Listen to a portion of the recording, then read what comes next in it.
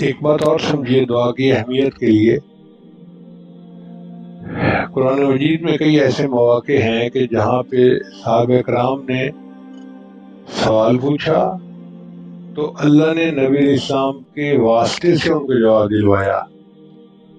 صحابہ کرام نے پوچھا، اے اللہ کے نبی، یہ چاند گھٹتا بڑھتا ہے، اس میں کیا مسئلہ ہے؟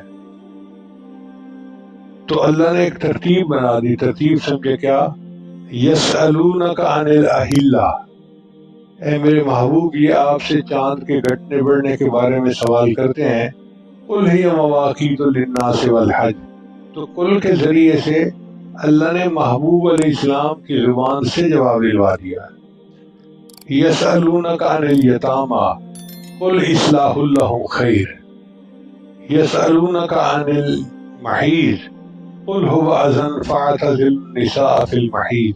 تو ایک ترتیب ہے سوال کی، یسألونک سے سوال اور پھر کل کے ذریعے سے جواب۔ یہی ترتیب پورے قرآن میں نظر آتی ہے سوائے ایک موقع کے۔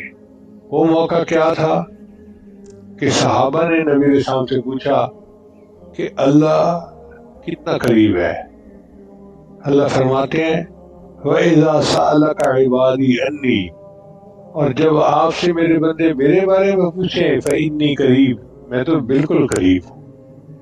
یہاں اللہ نے اپنے محبوب کو درمیان میں واسطہ نہیں بنایا، خود جواب دیا۔ اب بتائیے کہ وہ اللہ بندے سے کتنا قریب ہے جو خود جواب دے رہا ہے کہ میرے بندے میرے بارے میں پوچھتے ہیں، میرے محبوب میں ان کے بہت قریب ہوں، میں تو ان کی شہرت سے بھی زیادہ ان کے قریب ہوں۔